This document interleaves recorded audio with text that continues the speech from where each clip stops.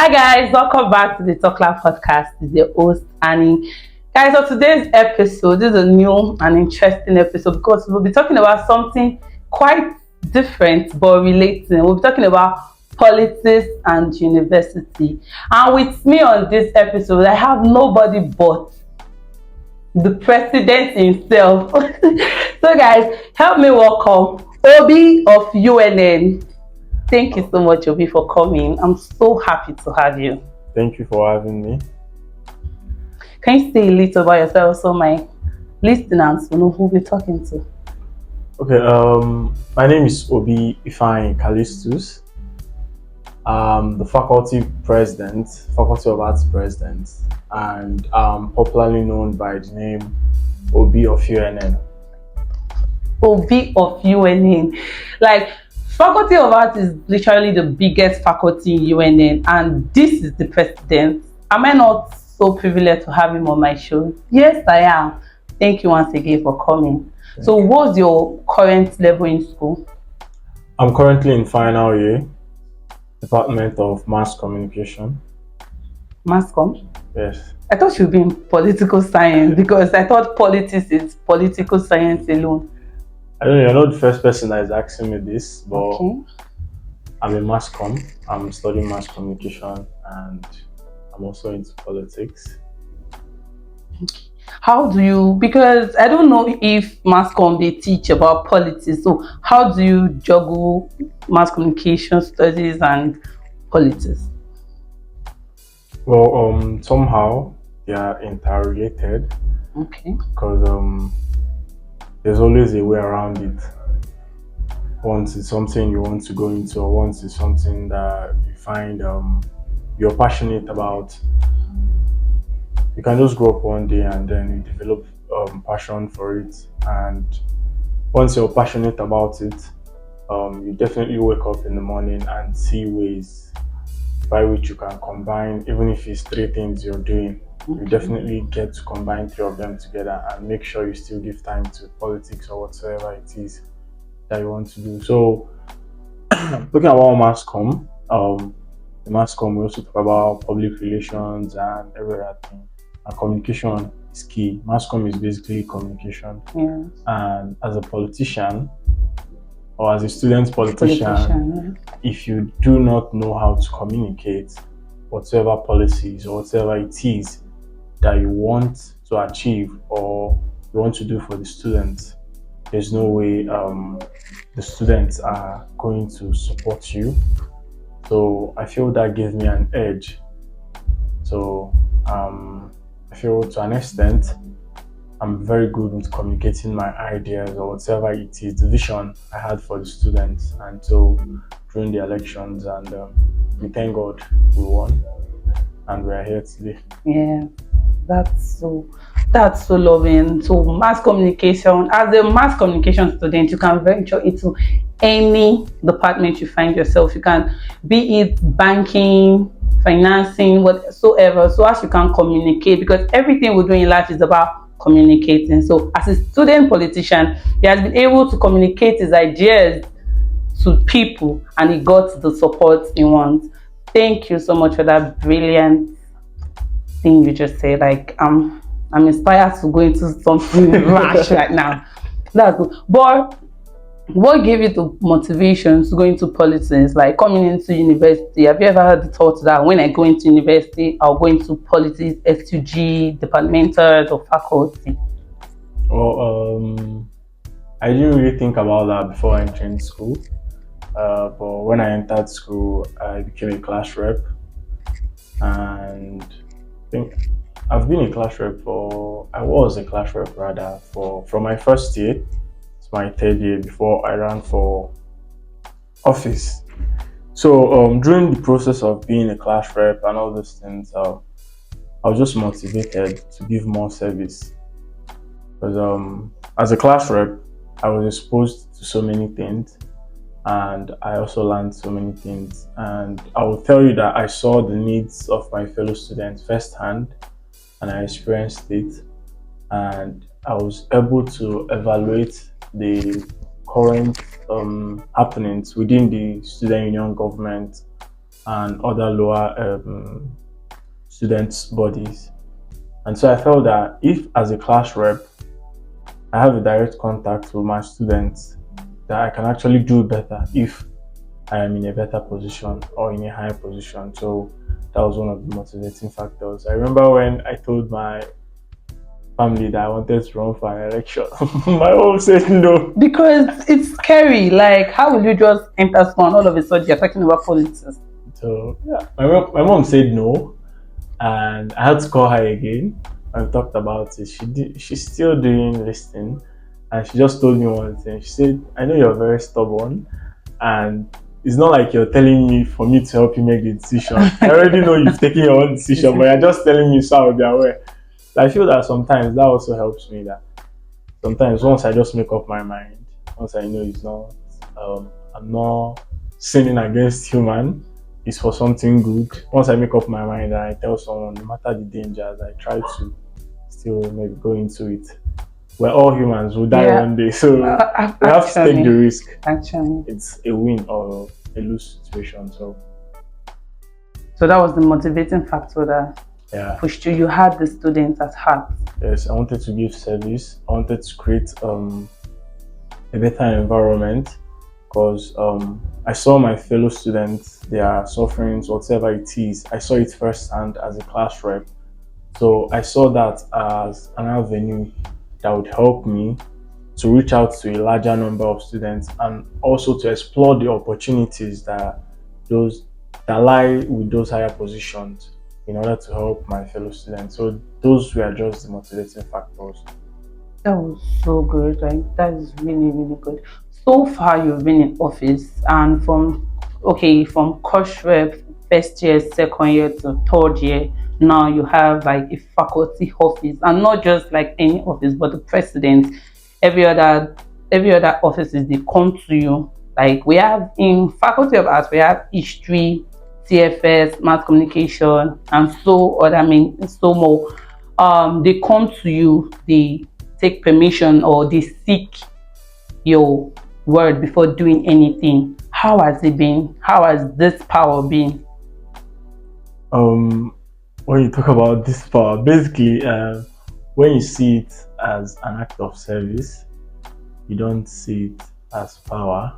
Though Okay. there's power, but you know that power is transient. So once you see it that way, you'll be more aware about you'll be more aware about the influence you want to make. So we have 11 departments currently In in faculty Faculty of of arts. Arts. Yes, we have 11 departments. So and we have a body which we call Council of Presidents. Okay. And so most times we usually come to a round table to get opinions, or before we come up with new policies for the faculty, I seek the advice of this president. Okay. So we don't just do things, but we do things that are of great assistance to students. So it's not just what we want to do, it's about the students. Cannot be using the students' funds to do what will please us. They have to see the workings that we're doing. So You said something about student funds. You know, humans, even if you show them that you gave me 10,000, oh, this is what I use the 10,000 for, they will still question you. They will still say it's a lie. This thing is not up to 10,000. How do you manage? How do you tend to show these people that you are doing what you are supposed to do? And because you cannot please everybody, a lot of them are still not in support of you, even if you give them what they want. How do you cope with this drama? How do you cope with non-supporters, if you get what I mean? the thing is that as a student, you should not forget that I'm also a student. Yeah. And I'm dealing with my fellow students. So there's a process to everything. So basically, when we do things, that's if you look within the faculty hall, that if you're opportunity to go into the school environment, see that there are seats that have been placed at strategic positions for people to sit. We made inquiries before we put those seats there, and it's currently solving problems right now. So everyone cannot be happy with what you're doing, Yes. even if like there's no cause for someone to be angry with you. Yeah. Everybody cannot Cannot. like you. Yes, that's true. So the thing for me is, as long as I know I am doing something right and I am consulting students in the midst of 100 students, if we're able to please 40, 50, 60, we are doing something. And so we don't need to please 100 100. before we say, okay, we have done something. But at least I know we've been doing something, because I've been getting the response from the students. Sometimes I come back and then I open my WhatsApp and I see some kind of goodwill messages and some nice stuff, and then these are the things that keep us going. So, but the bad ones still come, but they also motivate us to do more, so that those people who are saying bad things can actually see the ones we are doing and then be Try converted to be converted. to being a follower. So, So far with the power, have there been any drama like that? You knew that even if you are strong, it affected you, and but you still kept on going. Has there been any controversy where you had to prove yourself so many times? You have to prove yourself to make people see that this is not true. Like this, right now you are not just a student like me. I cannot go to school and nobody will notice. I can even do anything and nobody will notice. But when you, Obi, do that thing, every eye are on you. They just want you to make that mistake so that they will drag you. You understand what I'm saying? Have there been anyone where you cannot, sometimes it was hard for you to find your faith, but I know you did because you are here now. there have been so many struggles, both internal problems and external External. ones. And politics, it's dynamic. Most of the problems we encounter is as a result of interference from certain offices that are not supposed to interfere. And aside from that, we also have people pitching people against the other, probably people in government pitching another in government against the other. But in all of these struggles, one of the things that I was able to learn from some of my superiors, or some persons I call my student political mentors, is that I should try as much as I can not to be too confrontational, and also not to be too diplomatic. So in any struggle or trouble I encounter, I try to apply these two things. I try as much to understand when I'm supposed to be diplomatic enough, and when I'm supposed to also be confrontational in solving or handling some of these things. And there have been times where we're trying to apply these two, and the whole problem is still looking like a big nut to crack. And then I've fallen sick a couple of times, and then that shows you that it's not really easy. It's only the person that wears the shoe that knows where it's right. So it hasn't been easy. You it are hasn't not been even easy. going to say it's easy. It hasn't been easy, but we thank God that we're doing something. There is one question I've been meaning to ask. During your time in student politics, do you think it is the same with the real world politics? Somehow, this is some people may even argue that it is harder. Student politics is harder than real world politics. Oh. Because in real world politics, most times you know your enemy, because you are competing from different political parties. Sometimes in student politics, you run against each other. Someone from your class, someone from your faculty. Yeah. So that the faculty is like a family. Your department is even like a family, but sometimes you run against someone from your department for a particular position. And then sometimes you have to run against your fellow students who will not likely vote for you because probably they had a personal encounter, maybe on a very bad day. You didn't respond to them because of one thing or the other, and then you're not coming out for something, and then they're now telling you, okay, you want me to vote for you, but do you remember this? This happened like so. But in real world politics, it's just party against party, and then I feel like at that particular stage, so many people understand interest, so they try to place interest and alliance before whatever personal differences. Yes, so I think, but this is more like a training ground. This is a training ground, and whatever you do here counts, whether we like it or not. Whatever you do here in politics, it counts, and if you're reasonable enough, it also help you to launch into the real world properly. How about Obi? Are we expecting to see you one day, one party calendar? We are like, oh, that's Obi. Yes, it's Obi for me. Like after school, are we expecting to get something like that from you? For now, I think I've thought about that, and before, probably if you asked me this, let's say 2020, 2021, I would probably tell you no. But now, yes. You think it's something you want to venture into? Yes, it's something I'm proudly going to venture into when the time comes. All the best. All the best. We are rounding off. I want you to say something to people that have, you know me, I love politics, but I am hysterical. I am very scared. I don't want anything that will make them come and pour hot spaghetti on my body.